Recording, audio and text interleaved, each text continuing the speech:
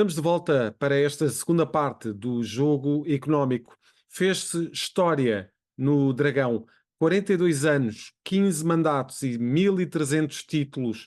Depois, Pinto da Costa perdeu as eleições do Futebol Clube do Porto e vai agora dar lugar a André Vilas Boas. Da tesouraria à gestão da dívida, passando pela valorização do plantel e por alguns negócios de última hora, assumidos pela anterior gestão, vamos deslindar os desafios do novo presidente dos Dragões. Damos assim as boas-vindas ao advogado e sócio do Futebol Clube do Porto, Jaime Esteves. Muito obrigado, Jaime, pela presença Obrigado, Miguel. Boa neste tarde. jogo económico. É um regresso que saudamos. Aliás, da outra vez, o Jaime também esteve connosco para falar um pouco também do Futebol Clube do Porto, uma perspectiva mais Fizemos, geral em relação ao futebol português, mas demos também ali algum ênfase aos desafios que o Futebol Clube do Porto também tinha pela frente. exato.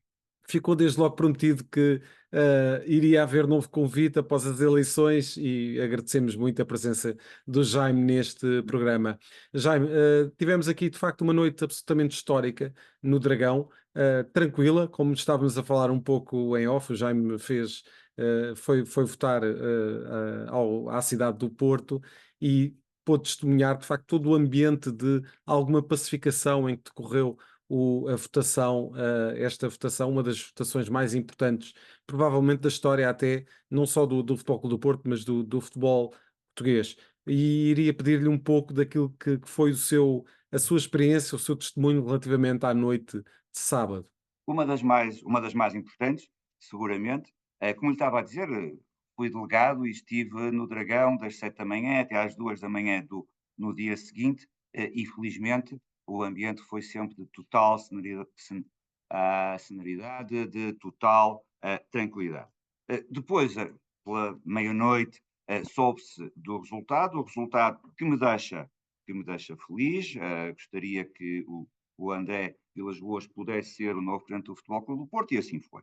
E também com uma margem de votação muito elevada, 80%, o que também é esclarecedor sobre a vontade dos sócios e permite dizer que, de facto, os sócios estão unidos, e, portanto, só há um Porto, e há um Porto de todos, fazendo a síntese dos lemas de ambas as candidaturas. Isso é absolutamente fundamental para os tempos que se avizinham, que naturalmente não serão fáceis, exigirão muita determinação, muita garra, muita coragem, e alguma sorte também. E de facto são muitos os desafios que se colocam à nova organização. Voltando um bocadinho atrás, nós fomos conversando também um bocadinho em off com algumas pessoas, umas que moram na cidade do Porto, outras mais próximas do Futebol Clube do Porto, e de facto havia um ambiente de desejo de mudança, apesar de todo o reconhecimento relativamente a este trabalho absolutamente épico de Jorge Nuno Pinto da Costa à frente do Futebol Clube do Porto. Agora temos aqui um novo presidente a assumir funções e a ter em mãos vários dossiês, todos uh, provavelmente com alguma urgência para resolver. Já qual é que considera ser o principal, ou se calhar há aqui vários desafios que são prementes, mas na sua opinião, qual é o mais premente para resolver? Obviamente que o desafio principal numa sociedade desportiva, num clube, para o Futebol Clube do Porto, e sobretudo para um clube como o Futebol Clube do Porto, é o de continuar a vencer. Portanto, esse é o grande desafio, manter esta história de enorme sucesso em Portugal e fora de Portugal. Estamos no jogo económico e, portanto, se nos pensarmos mais na perspectiva económico-financeira, mesmo aí, os desafios do presidente eleito, do presidente André Vilas Boas e da sua direção, vão ser enormes, eu diria até mais que os 7 trabalhos de Hércules. Mas se nos mantivermos por 7 trabalhos principais, 7 pontos de dificuldade acrescida, eu diria, primeiro, o binómio, as despesas. Há que olhar para as despesas do clube, da SAD, racionalizar. Há muito trabalho para fazer. Há que olhar para o serviço de dívidas e encargos financeiros, tentar reduzir significativamente esses montantes. há que olhar para os custos de operação, há que olhar para os custos de transação de jogadores, há que reduzir significativamente toda essa vertente. Depois, dentro deste binómio, há as receitas. Portanto, há que aumentar significativamente as receitas, onde a matéria-prima fundamental são os jogadores, os direitos desportivos. Portanto, é preciso formar, ter um scouting eficaz, ter uma aclimatação precoce dos jogadores para que depois no mercado eles possam florescer e possam gerar as mais-valias que o futebol português sempre necessita. Portanto, aqui este binómio, já temos dois dos trabalhos de Hércules, do lado das receitas, do outro do lado das despesas. Mas, como falávamos na entrevista que fez o favor de me pedir anteriormente, temos o fair play financeiro da UEFA, que é fundamental. E, portanto, é preciso ver exatamente quais são as condições em que se encontra o Futebol Clube do Porto, nomeadamente em termos de dívidas que não podem existir nos momentos de observação, jogadores, treinadores ou outros clubes. Jaime, em relação a esse ponto, teme algumas surpresas desagradáveis, né, que venham a ser, entretanto, que venham a ser conhecidas nos próximos tempos? Gostaria que não, temo que sim, é possível. Ou seja, se voltarmos um bocadinho atrás, parece-me que quando esta entrevista for para o ar, a 3 de maio, sexta-feira, seria ótimo que o presidente eleito já tivesse sido empossado e que, nomeadamente, a Assembleia Geral Eletiva da SAD também já tivesse sido convocada. Acho que o tivesse sido ontem, estamos a gravar a uma terça-feira, que o tivesse sido ontem, segunda-feira, que já esteja convocada e que já exista uma equipa de transição, precisamente para pegarem todos esses dossiês. Parece-me que um dos motivos que justificou os 80% para o André Vilas-Boas também se deve àquilo que na conversa que tivemos apelidei de nevoeiro comunicacional e, portanto, os sócios não gostaram, aliás, num momento de grande dificuldade para o clube, exigia-se muita clareza, muita transparência e isso não aconteceu. Portanto, gostaria que não houvesse surpresas, temo que as possam haver e daí a necessidade da transição tão rápida quanto possível, que na sexta-feira o presidente eleito já seja o presidente em efetividade de funções e que a Assembleia Geral já esteja convocada.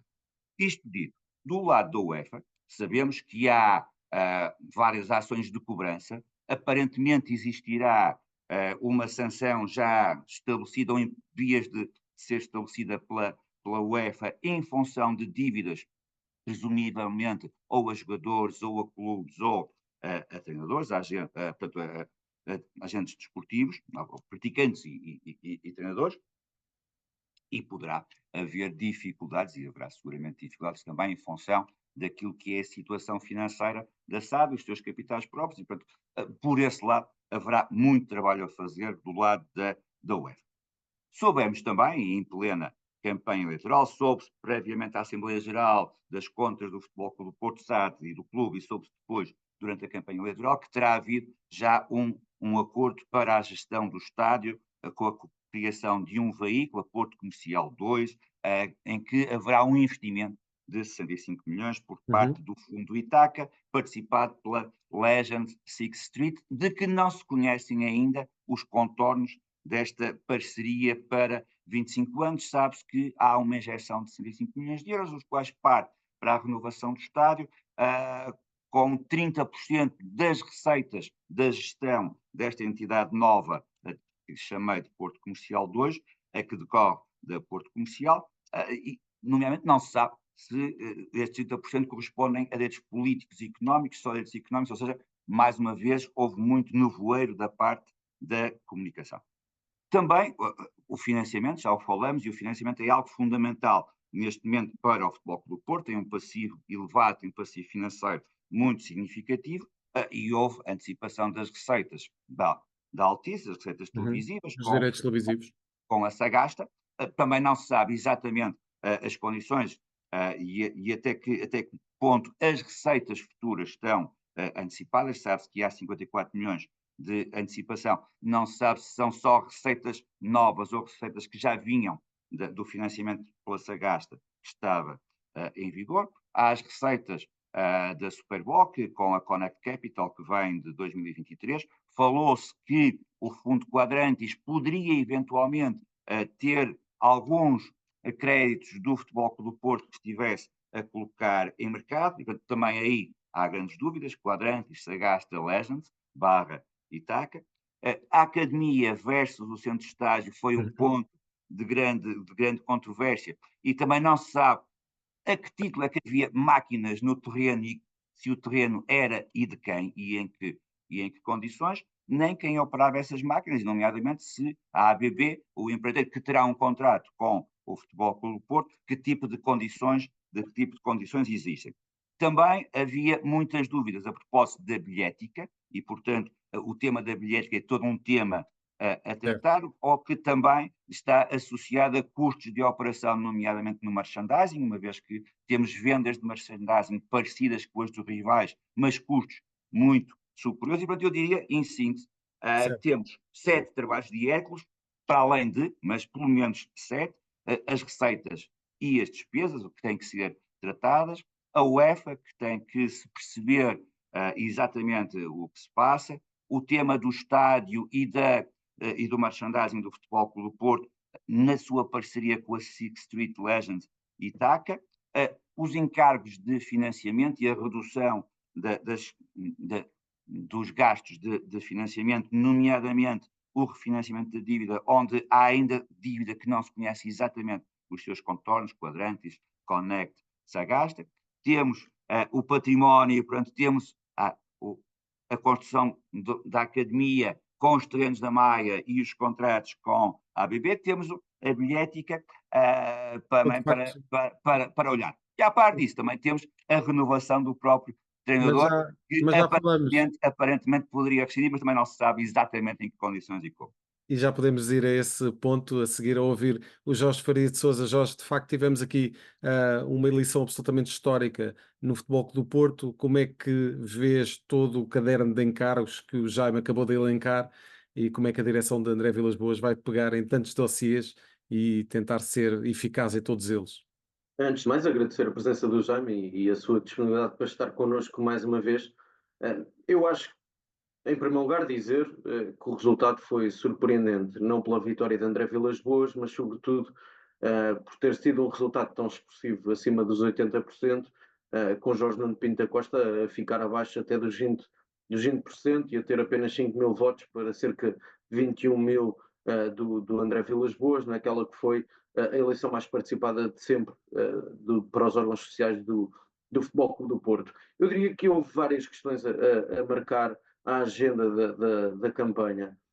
Por um lado, eu acho que foi prejudicial à candidatura de Jorge Nuno Pinto da Costa alguns ataques pessoais que foram feitos à outra candidatura, o tom com que foi disputada esta eleição, e eu acho que André Vilas Boas, pela elevação com que esteve na campanha eleitoral, Ganhou pontos? ganhou pontos. Veremos se com um novo presidente do Futebol Clube do Porto, nomeadamente no discurso para fora, se muda a postura do nós contra eles, o Norte contra o Sul, o Porto contra Lisboa, que temos vindo a assistir nos últimos anos. Segunda nota que me parece importante deixar, obviamente que o legado de Jorge Nuno Pinto da Costa não vai ser apagado por parte dos adeptos e sócios do Futebol Clube do Porto, e de resto a homenagem que lhe foi feita no jogo do Clássico é sintomática disso mesmo, embora me pareça que não foi bem aconselhado nos últimos anos. Acho que André Vilas Boas vai ter uma herança pesada, vai ter enormes dificuldades pela frente. Acho que para este resultado, questões como o Jaime referia há pouco, este contrato com a Itaca para que no fundo é um contrato para 25 anos das receitas dos dias de jogo, parece-me que levantou muitas dúvidas aos próprios sócios e adeptos do Foco do Porto. A renovação de Francisco Conceição, um jogador que sai por 5 milhões, E que é fica com contratado 20% por de uma futura 10, transferência, não é? e fica com 20% de uma futura transferência. Eu acho que levantou muitas dúvidas esta forma de gestão que eu acho acaba por ser recorrente nos últimos anos. A questão de muitos jogadores chegarem ao final de contrato, e há mais um exemplo esta temporada, como é Taremi, que poderia ter sido transferido no último verão, acabou por não se concretizar um negócio com o Milan e vai rumar a custo zero ao Inter de Milão, já é praticamente oficial. A própria renovação de Sérgio Conceição, e esse é um dossiê que André Vilas-Boas vai ter de imediato para resolver. É certo, faltam apenas 3 jornadas à final da Taça de Portugal, que irá opor novamente Futebol Clube do Porto e Sporting, mas renovar a 2 dias das eleições com um treinador, com a importância que Sérgio tem, eu muitas 4 vezes anos, não é? eu muitas vezes tenho vindo a dizer, gosto-se mais ou menos da postura no banco, alguns comportamentos que eu condeno, mas acho que é um grande treinador, é um dos melhores treinadores portugueses da atualidade e tem sido o principal ativo do Futebol Clube do Porto. Renovar a 2 dias das eleições e a forma como o Sérgio Conceição se envolveu nesta campanha é mais um dossiê que acaba por ficar por resolver, com um contrato, um vínculo para mais 4 anos. O Sérgio já veio dizer que se vai sentar com o Presidente, e depois as questões financeiras. E quando olhamos para a folha salarial do Futebol Clube do Porto, é relativamente elevada para a realidade do futebol português. É um clube, é verdade que tem jogadores como Diogo Costa, Evanilson, tem PP, portanto, ativos que pode rentabilizar, mas não me parece que tenha jogadores que consiga transferir por valores acima dos 50 milhões de euros e vai ficar e não vai ter Liga dos Campeões na próxima temporada. E portanto, eu acho que são dificuldades em termos de tesouraria, são conhecidas as dificuldades que o Futebol Clube do Porto tem tido. Eu diria que desportivamente é necessário que o Futebol Clube do Porto reforce a equipa e por isso o Jaime tem toda a razão, é importante apostar na formação e ter um bom scouting. Mas em que medida é que é possível o Futebol Clube do Porto reforçar a equipa, tendo os constrangimentos financeiros que são reconhecidos e provavelmente até podem encontrar André Vilas-Boas numa situação pior do que aquela que à partida está a contar, e portanto estas são dúvidas para este arranque de mandato de André Vilas-Boas. E o Jaime estava a falar precisamente da renovação de contrato com Sérgio Conceição, um, um ato de gestão por parte de Jorge Nuno Pinto da Costa que foi visto com muita estranheza e muita desconfiança por parte dos sócios, apesar de Sérgio Conceição ser um nome que agrada aos Claro que sócios sim. e adeptos do Futebol Clube do Porto, mas de facto o timing gerou aqui muitas dúvidas e enfim, sabe-se que Sérgio Conceição, enquanto treinador, potenciou muitas das vendas. Foi um treinador que, na maior parte das épocas em que esteve no Futebol Clube do Porto, gerou muito mais receitas do que exigiu em termos de investimento para o plantel. Mas o que é que se segue nesta relação com o treinador agora, Jaime? É um bom exemplo. O Sérgio Conceição era e é um treinador fora de série, fantástico, que nos deu a todos nós muitas alegrias e provavelmente continuará a dar. Agora, a questão é, quer o presidente cessante, o Sr. Jorge Nuno Pinto da Costa, quer o próprio treinador Sérgio Conceição, ambos referiram que não se iriam imiscuir na campanha eleitoral, e o Sr. presidente cessante disse que não era a meses na altura das eleições que se iria contratar um treinador e que não iria contratar um treinador que não soubesse qual o presidente com o qual iria trabalhar. E o que nós vimos foi que a 2 dias das eleições foi renovado o contrato em condições que não sabemos e por 4 anos, sendo que o Sérgio Conceição referiu que havia razões imperiosas que assim o ditaram, que vai dizê-lo a quem de direito, admito que o quem de direito seja o presidente eleito André Vilas-Boas e que possa, como presidente empossado, muito rapidamente tomar conhecimento dessas razões, mas penso que os sócios também gostariam de saber quais são essas razões imperiosas que ditaram quer Sérgio Conceição, quer Jorge Nuno Pinto da Costa, dessem de alguma forma, ou dito por não dito, ou mudassem de opinião e entendessem que podiam assinar contrato de treinador sem saber quem era o presidente, que até é um outro presidente, e a 2 dias, que não a meses das eleições. Portanto, daí alguma surpresa. Penso que Jorge tem toda a razão, é este estilo de comunicação algo errático, algo difícil de perceber, que também teve muito a ver com este desejo de mudança e a dimensão do desejo dessa mudança. Os sócios admiram e agradecem 42 anos de um discurso muito aguerrido, muito assertivo para com os rivais, mas o discurso para dentro, para os sócios e até para outros candidatos, não pode ser exatamente o discurso que usamos para com os rivais, e penso que os sócios sentiram isso muito e, portanto, nós no Futebol Clube do Porto somos muito ciosos da forma como tratamos as coisas com transparência e, portanto, demos essa sinalização. O que não significa que não haja uma enorme gratidão para com o presidente dos presidentes, a expressão não é minha, é do novo presidente do Futebol Clube do Porto, quer a Tarja, quer os aplausos no Dragão no domingo, que a sorte não nos sorriu, também por outras vicissitudes, mas no Dragão foi muito explícito, quer à entrada do presidente Jorge Nuno Pinto da Costa, quer ao minuto 42, que assinalou os 42 anos de direção soberba, sem mácula em termos desportivos por parte do presidente Jorge Nuno Pinto da Costa. E já agora, voltando ao início da conversa, estas não foram as eleições mais importantes, mas a par das de 1982, que também foram fundamentais e determinantes, e penso que agora o fundamental é que as eleições de 2024 marquem um início de sucessos esportivos exatamente como as de 82 marcaram, e esse sucesso esportivo é fundamental para as dificuldades financeiras que vamos encontrar. E que o Futebol Clube do Porto continue a ter o sucesso na UEFA e a ser o clube de bandeira e que naturalmente ao Futebol Clube do Porto se juntem com a mesma garra, com a mesma ambição e com a mesma capacidade outros clubes do futebol português para que o futebol português cresça como um conjunto. Jaime, um enorme prazer em tê-lo neste Muito Jogo obrigado. Económico. Fica desde já o convite para voltar ao programa para falar destes e outros temas, naturalmente. Muito obrigado. Obrigado. Passamos então Trabalho. para a terceira parte do Jogo Económico e para as escolhas desta semana.